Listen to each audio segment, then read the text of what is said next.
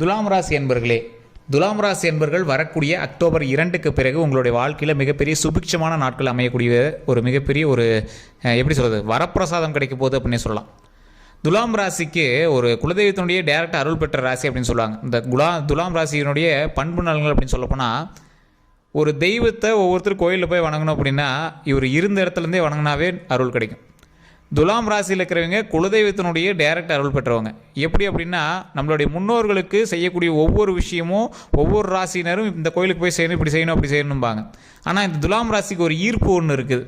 என்ன அப்படின்னா, இந்த கிரக நிலையில் பிறந்த இந்த ராசிக்காரர்கள் எங்கிருந்து வணங்கினாலும் எங்களுடைய முன்னோர்களுடைய ஆசி கிடைக்கும். இந்த ராசிக்காரர்கள் அதிகமாக அவங்க இறக்கிறதுக்குள்ளே இவங்கெல்லாம் நீண்ட ஆயுள் இருக்குது. துலாம் ராசிக்கு நீண்ட ஆயுள். இவங்க இறக்கிறதுக்குள்ளே இந்த நீண்ட ஆயுள் இருக்கக்கூடிய இந்த துலாம் ராசிக்காரர்கள் கண்டிப்பாக முன்னோர்களுக்கு அதிகமாக தொண்டுகள் செய்வாங்க. உங்களுடைய தாய் தந்தையரோ தாத்தா பாட்டியோ உங்களோட மாமனார் மாமியாரோ யாரோ ஒருத்தருக்கு ஃபைனல் வரைக்கும் நீங்கள் செஞ்சிட்டே தான் இருப்பீங்க. ஆனால் என்ன செஞ்சாலும் அவங்க இவங்க செஞ்சாங்க அப்படிங்கிற பேர் உங்களுக்கு கிடைக்கிறது கொஞ்சம் கஷ்டம்தான். செய் பலனை எதிர்பார்க்காது அப்படிங்கிறது துலாம் ராசிகிட்ட தான். துலாம் ராசிக்காரர்கள் என்ன தான் வாயில் திட்டிவிடுவாங்க, கண்டுபிடி பேசிடுவாங்க, எல்லாமே பண்ணிடுவாங்க. ஆனால் இவங்க அளவுக்கு செஞ்சவங்களும் யாரும் கிடையாது. இவங்க அளவுக்கு மனிதர்களை புரிந்து கொண்டு அவர்களுக்காக செயல்படுபவர்களும் யாரும் கிடையாது. மிகப்பெரிய வினோதமான ராசிகளில் இந்த துலாம் ராசி ஒரு முதன்மை பெற்ற ராசி. கடவுளே ஆசி கொடுப்பாரு. ஆனால் கடவுள்கிட்ட வந்து தான் ஆசி வாங்கணும் அப்படிங்கிற அவசியம் இல்லை. அப்படின்னா இது எவ்வளோ பெரிய ஒரு விஐபி ராசின்னு நினச்சி பாருங்களேன். இந்த துலாம் ராசிக்காரனுடைய பண்பு நலன் அப்படின்னு பார்த்துட்டிங்கன்னா, தோற்றத்தில் ஒரு மிகப்பெரிய மாற்றங்கள் தெரிய ஆரம்பிக்கும். பல் சம்மந்தப்பட்ட விஷயத்தில் உங்களுக்கு ஒரு ஐடென்டிஃபிகேஷன் காட்டுற மாதிரி இருக்கும். இவங்களோட பல் இப்படி இருக்கும், இவங்களுடைய கண் இப்படி இருக்கும். அதை முக பாவனையிலேயே இவங்க ஈஸியாக டினோட் பண்ணுற மாதிரி இருக்கும். பல் கொஞ்சம் தூக்கிட்டு இருக்கும் அப்படிம்பாங்க, இல்லைனா பல் வரிசை மாறி இருக்கும் அப்படிம்பாங்க. ஏதோ ஒரு பல் சம்மந்தப்பட்ட விஷயத்தில் அவங்க ஈஸியாக டினோட் பண்ணிடலாம். தெய்வ ஆற்றல் அதிகமாக பண்ணுறீங்க, தெய்வ நம்பிக்கையும் அதிகமாக இருக்கிறவங்க நீங்கள். கொஞ்சம் கலரை வச்சு உங்களை ஈஸியாக சொல்லிடுவாங்க, இவர் இந்த மாதிரி இருப்பா. அதான் சொன்னேன், உங்களுடைய தோற்றத்தை வைத்து உங்களே ஐடென்டிஃபை பண்ணுற அளவுக்கு இருக்கிறவங்க தான் துலாம் ராசி. ஈஸியாக ஐடென்டிஃபை பண்ணிடலாம். அதே மாதிரி குணாதிசயத்தில் தங்கம் சார். உண்மையிலேயே சொல்கிறேன், இந்த துலாம் ராசிக்காரர்கள் குணாதிசயத்தில் தங்கம் அப்படின்னு சொல்லுவாங்க. எந்த விஷயத்தில் சரிம்மா செல்ஃபிஷாக இருப்பாங்க? அவங்களுடைய குடும்ப விஷயத்தில். குடும்பம்னு வந்துட்டால் மற்ற யாரையுமே கவனிக்க மாட்டாங்க. அவங்களுடைய மகன் மகள், அவங்களுடைய குழந்தைகள், அவங்களோட கணவன் வந்துட்டால் அப்பா அம்மாவை கூட கண்டுக்க மாட்டாங்க. ஸோ அந்த மாதிரி தான் வந்திருப்பாங்க இந்த துலாம் ராசிக்காரர்கள். துலாம் ராசியில் இன்னொரு ப்ளஸ் என்ன அப்படின்னா, எல்லாருக்கும் சாப்பாடு போட்டு எல்லாருக்குமே ஒரு தாய் உள்ளத்தோடு பணியாற்றக்கூடிய ஒரு முக்கியமான ராசி துலாம் ராசி. இந்த ராசினர் செஞ்சே திட்டு வாங்கினீங்க. அள்ளி கொடுத்து சிவந்த கரங்கள்னு சொல்லுவாங்க பார்த்தீங்களா, அந்த மாதிரி எல்லாத்துக்கும் அள்ளி கொடுத்து செஞ்சே நீங்கள் திட்டு வாங்கினீங்க. இந்த ராசிக்காரர்களுக்கு வரக்கூடிய நாட்களும் வரக்கூடிய நேரங்களும், முக்கியமாக வரக்கூடிய அக்டோபர் 2க்கு மேலே உங்களுக்கு வெற்றிக்கான காலகட்டம். தற்போதைய நிலைமையிலேயே உங்களுக்கு ஒவ்வொரு ஐடென்டிஃபிகேஷன் தெரிய ஆரம்பிச்சிருக்கும். என்ன சார் இப்படி இருக்குது, என்ன சார் அப்படி இருக்குது அப்படிங்கிற மாதிரி ஐடென்டிஃபிகேஷன் தெரிய ஆரம்பிக்கும். உங்களுக்கு அப்படி தெரியல அப்படின்னா நீங்கள் இப்போ பண்ண வேண்டியது ஒன்று தான். கண்டிப்பாக லோக்கலில் போயோ இல்லை வேறு எங்கேயோ தெரிஞ்சவங்க இருந்தாங்களோவோ, இல்லை உங்களுக்கு இல்லை சார் அங்கே எங்கேயும் பார்க்க முடியலன்னா கீழே டிஸ்கிரிப்ஷனில் கூட நம்பர் இருக்குது. அந்த நம்பர் ஃபோன் பண்ணி உங்களுடைய பிறந்த நேரம், பிறந்த தேதி, பிறந்த ஊர் சொல்லுங்கள். உங்களுக்கு இப்போ நடக்கக்கூடிய ஒரு நல்ல காலம் உங்களுக்கு நடக்குதா இல்லையா அப்படிங்கிறது நீங்கள் ஃபஸ்ட்டு தெரிஞ்சுக்கணும். எந்தெந்த விஷயங்கள் இப்போ உங்களுக்கு நடக்க போகுது அப்படிங்கிற நான் சொல்லிடுறேன். அது உங்களுக்கு நடக்கலை அப்படின்னா கண்டிப்பாக நீங்கள் ஃபோன் பண்ணி உங்களுடைய ஜாதகத்தை பார்த்துக்கோங்க. தசாபுத்தினுடைய மாற்றம் ஏதாவது இருக்குதா, இல்லை வேறு ஏதாவது பரிகாரம் பண்ணால் சரியாகுமோ அப்படிங்கிறது எல்லாமே நீங்கள் சரி பண்ணுங்க. பரிகாரம்னா நீங்கள் செலவு பண்ணணும் அவசியமே கிடையாது சார். ஒரு இடத்துலேருந்து நீங்கள் இடம் மாறினீங்க அப்படின்னா அது பரிகாரம் ஏற்படும். அதே மாதிரி ஒரு சிலருக்கு நீங்கள் தொண்டு செஞ்சீங்க அப்படின்னா உங்களுக்கு அந்த பரிகாரம் செஞ்ச மாதிரி. ஒரு எக்ஸாம்பிளுக்கு உங்களுடைய முன்னோர்களினுடைய சாபங்கள் உங்களுக்கு இருக்குது அப்படின்னா, அவர்கள் இருக்கும்போதே அவங்களை செஞ்சிச்சிங்க அப்படின்னா ஓகே. இல்லாத போது நீங்கள் என்ன பண்ண அப்படின்னா ஏழை எளிய மக்களுக்கு செய்யணும். அது எந்த இடத்துல செஞ்சால் உங்களுக்கு அந்த பாவ நிவர்த்தி ஆகும் அப்படிங்கிறத கண்டிப்பாக நீங்கள் ஜோதிடத்தை பார்த்தா தெரிஞ்சிக்க முடியும்.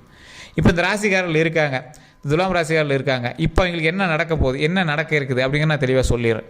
இது உங்களுக்கு இப்போ நடந்துட்டு இல்லை அப்படின்னா நீங்கள் கண்டிப்பாக ஒரு டைம் லோக்கலில் கூட உங்களுக்கு தெரிஞ்ச ஜோதிடர் இருந்தாலும் சரி, நல்ல ஜோதிட வல்லுநராக இருக்காங்களா அப்படின்னு செக் பண்ணிக்கோங்க. இப்போ நான் கொடுத்துருக்க நம்பர்லாம் பார்த்திங்கன்னா ஒரு 200க்கு மேலே இருக்கக்கூடிய ஜோதிடர்களுக்கு ஆசான், குருகுலம்னு சொல்லுவாங்க, அந்த மாதிரி ஒரு குரு. ஸோ இவர் நம்மளுடைய நார்மல் ஜோதிடம் பார்க்குறவர் கிடையாது. இவர் 5 மொழியில் ஜோதிடம் பார்க்குறாரு, கிட்டத்தட்ட 5 ஸ்டேட்டில் ஜோதிடம் பார்க்குறாரு. எல்லாமே விஐபிஸுக்கு தான் பார்த்துருக்காரு. நான் அவரோட நம்பர் மென்ஷன் பண்ணியிருக்கேன் நம்மளோட ரெக்வஸ்ட் பண்ணதுனால. இது நீங்கள் ப்ரொமோஷன் எடுத்துட்டாலும் ஓகே தான்.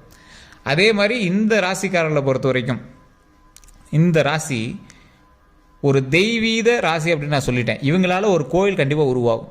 ஒரு கோவில் நிலத்துக்கு இவங்க அடி போடுறதோ, இல்லை கோவிலோட மேப் போட்டு கொடுக்குறதோ, இல்லை ஏதோ ஒரு விஷயம், இவங்களுக்கு தெய்வ நம்பிக்கையே இல்லை அப்படின்னாலும் சரி, இவங்க கோவில் உருவாகுவதற்கு ஒரு காரணமாக இருப்பார். இந்த ராசிக்காரர்கள் இவங்களுடைய குணாதிசயம் அப்படின்னு பார்க்கும்போது உடல் ரீதியான உபாதைகள் உங்களை அடிக்கடி தொந்தரவு பண்ணிகிட்டே இருக்கும். என்னன்னே தெரியாது, போய் செக் பண்ணால் நார்மலாக இருக்குது அப்படிம்பாங்க. என்னன்னே தெரியாது, போய் செக் பண்ணால் நார்மலாக இருக்கும்பாங்க. ஆனால் அங்கே வலிக்குது இங்கே வலிக்குதும்பிங்க. பெண்களாக இருந்தீங்க அப்படின்னா கர்ப்பப்பை சம்மந்தப்பட்ட விஷயங்கள் உங்களை அடிக்கடி தொந்தரவு பண்ணுறதுக்கான வாய்ப்புகள் அதிகம். அது மட்டும் இல்லாமல் இந்த ராசிக்காரர்கள் ரொம்ப உடம்பு இப்போ மெலிஞ்சி காய்ச்சலிக்கூடிய ஒரு காலகட்டமாக உங்களுக்கு இருக்கும். உடம்பு மெலிய ஆரம்பிக்கும். என்னன்னே தெரியல சார், உடம்பு இறங்குது, என்ன காரணமே தெரியல சார் அப்படின்னு இருப்பீங்க. உங்களுக்கு தூக்கமின்மை சம்மந்தப்பட்ட விஷயங்கள் செட்டே ஆகாது. ஒழுங்காக தூங்கி எந்திரிச்சா மட்டும்தான் உங்களோட லைஃபே உங்களுக்கு கிளியராக இருக்கும் அப்படிங்கிற மாதிரி உங்களோட மைண்ட் செட்லேயே இருக்கும். உங்களால் ஒரு நாள் கூட தூக்கம் கேட்டு இருக்க முடியாது. கொஞ்சம் தூக்கம் கேட்டிங்க அப்படின்னா உங்களுக்கு உடம்பே ஒரு மாதிரி இருக்கும். இந்த ராசிக்காரர்களை பொறுத்த வரைக்கும் மற்றவங்களாம் எப்படி வேணாலும் இருப்பாங்க, நைட் ஷிஃப்ட் போவாங்க, அதுக்கு போவாங்க, இது போவாங்க. இவங்களாம் ஒரு நாள் தூங்காமல் இருந்துட்டாங்க அப்படின்னா எங்களோட மைண்டே ஒரு மாதிரி கொலாப்ஸாக இருக்கிற அளவுக்கு தான் இருக்கும். இந்த ராசிக்காரர்கள் அவ்வளோ சீக்கிரம் யாரையும் ஏற்றுக்க மாட்டாங்க. அப்படி ஏற்றுக்கிட்டாங்க அப்படின்னா இவங்க மிகப்பெரிய ஒரு ட்ராஜடி அப்படின்னு அர்த்தம்.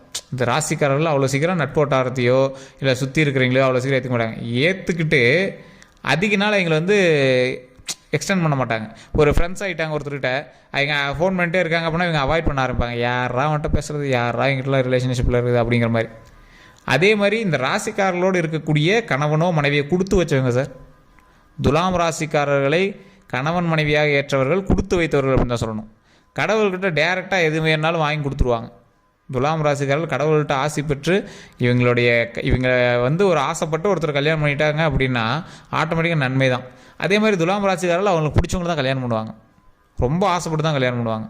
அந்த ஆசைப்பட்டு கல்யாணம் பண்ண வாழ்க்கையும் ரொம்பவே சுபிக்ஷமாக சந்தோஷமாக அமையும்.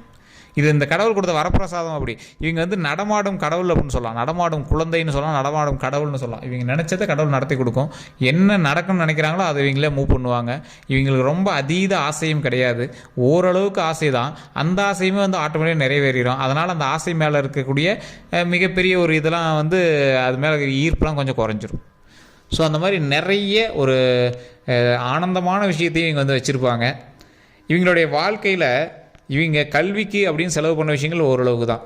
மற்றவங்களுக்கு செலவு பண்ணும் அப்படின்னு செலவு பண்ண தான் அதிகமாக இருக்கும். ஒரு சிலர் இவங்களை கஞ்சன்னு சொல்லலாம்.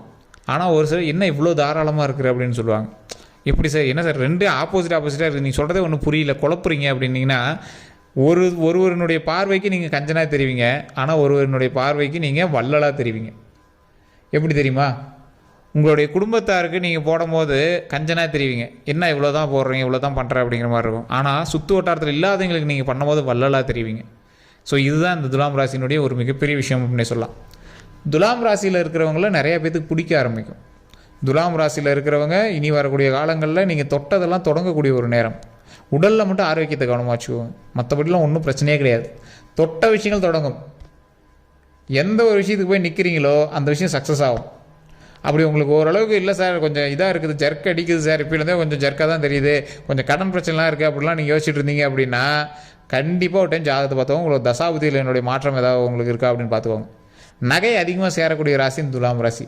ஆனால் இப்போ தற்போதைய நிலைமையில் நீங்கள் நிறையா அடகு வச்சுருப்பீங்க, நிறையா கொண்டு போய் பேங்க்கில் வச்சுருப்பீங்க, நிறைய என்ன பண்ணுறதுன்னு தெரியாமல் அதெல்லாம் லாக்கில் இருக்கும். ஸோ அந்த மாதிரி நிறைய நீங்கள் புரியாத சில விஷயத்தில் போட்டு வச்சுருப்பீங்க.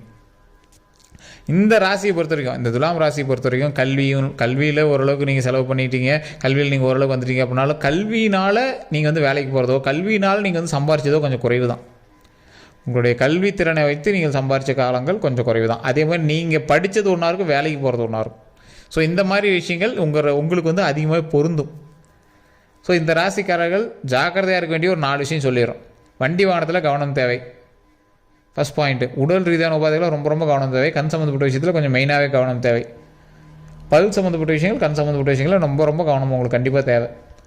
3வது விஷயம், தேவையில்லாமல் வம்போடுகளுக்கு நீங்கள் போகவே கூடாது. அதுவும் பெரியவங்கிட்ட, உங்களை விட பெரியவங்க வயசானவங்க இருக்காங்க அப்படின்னா சொத்துக்காகவோ இல்லை ஏதோ ஒரு பிரச்சனைகள் நடக்குது அப்படின்னாவோ நீங்கள் தலையிடவே கூடாது. பிரச்சனைகளை நீங்கள் வாய விடவே கூடாது.